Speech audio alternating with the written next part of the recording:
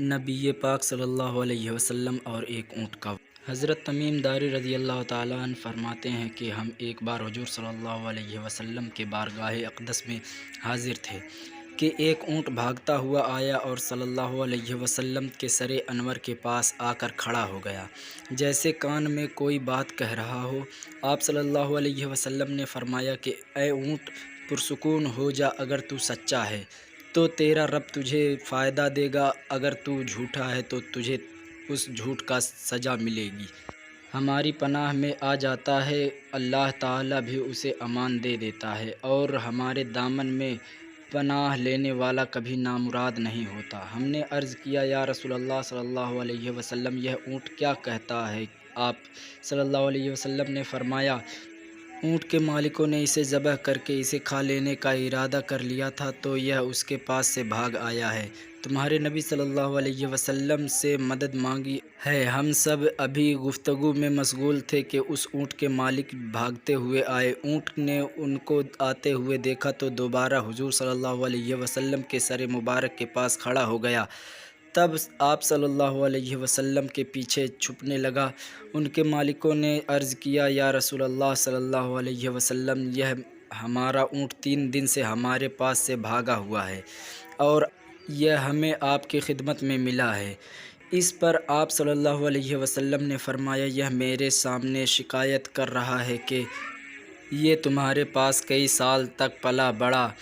جب موسم میں گرمی آتا تو تم گھاس اور چارے والے علاقے میں اس پر سوار ہو کر جاتے، اور جب موسم میں سردی آتا تو تم اسی پر بیٹھ کر گرم علاقوں کی طرف جاتے۔ اب جبکہ اس خستہ حال کی عمر میں پہنچ گیا ہے تو تم اسے ذبح کر کے اس کا گوشت کھا لینے کا ارادہ کر لیا ہے۔ انہوں نے عرض کیا، خدا کی قسم یا رسول اللہ صلی اللہ علیہ وسلم، یہ بات بالکل اسی طرح ہے جس طرح آپ نے فرمایا۔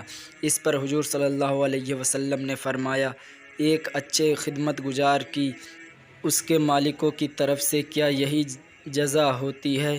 تو وہ عرض گزار ہوئے کہ یا رسول اللہ صلی اللہ علیہ وسلم، اب ہم نہ اسے بیچیں گے اور نہ ہی اسے ذبح کریں گے۔ اس کے بعد آپ صلی اللہ علیہ وسلم نے اس اونٹ کو کچھ درہم میں خرید لیا اور فرمایا کہ اے اونٹ، جا، تو اللہ تعالیٰ کی رضا کی خاطر تو آزاد ہے۔ اس اونٹ نے حضور صلی اللہ علیہ وسلم کے سر مبارک کے پاس اپنا منہ لے جا کر کوئی آواز دی تو آپ صلی اللہ علیہ وسلم نے فرمایا، آمین۔ اس نے پھر دعا کی، آپ صلی اللہ علیہ وسلم نے پھر فرمایا، آمین۔ اس نے جب چوتھی مرتبہ دعا کی تو آپ صلی اللہ علیہ وسلم آپ دیدہ ہو گئے، آنکھوں سے آنسو بہنے لگے۔ ہم نے عرض کیا، یا رسول اللہ صلی اللہ علیہ وسلم، یہ اونٹ کیا کہہ رہا ہے؟ آپ صلی اللہ علیہ وسلم نے فرمایا، اس نے پہلی دفعہ کہا، اے نبی مکرم، اللہ آپ کو اسلام اور قرآن کی طرف سے بہترین جزا عطا فرمائے۔ میں نے کہا، آمین۔ پھر اس نے کہا، اللہ تعالیٰ قیامت کے دن آپ کی امت سے اسی طرح خوف کو دور فرمائے جس طرح آپ نے مجھ پر دور فرمایا ہے۔ میں نے کہا، آمین۔ پھر اس نے دعا کی کہ اللہ تعالیٰ دشمنوں سے آپ کی امت کے خون کو اسی طرح محفوظ رکھے جس طرح میرا خون محفوظ فرمایا ہے۔ اس نے پھر کہا کہ اللہ تعالیٰ آپ کی امت کے درمیان جنگ جدا نہ ہونے دے۔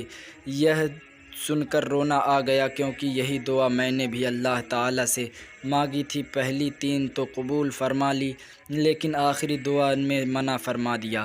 جب جبریل علیہ السلام نے اللہ تعالیٰ کی طرف سے مجھے خبر دی ہے کہ میری یہ امت آپس میں جنگ کر کے فنا ہوگی، جو کچھ ہونے والا ہے قلم اسے لکھ چکا ہے۔ محترم حضرات، نبی پاک کریم صلی اللہ تعالیٰ علیہ وسلم کے حدیث مبارک میں جو لکھا ہے آج وہ بالکل سچ نظر آ رہا ہے۔ آج کے دور پر نظر دوڑائے تو ہم دیکھتے ہیں کہ مسلمان کسی طرح ایک دوسرے کے خون کے پیاسے ہیں، ایک دوسرے کو کس طرح قتل کرنے کو تیار ہیں، فرقہ واریت کے نام پر ایک دوسرے کے جان کے دشمن بنے ہوئے ہیں۔ جتنا نقصان مسلمان کا کیا ہے اتنا شاید کافروں نے مسلمان کا نہیں کیا۔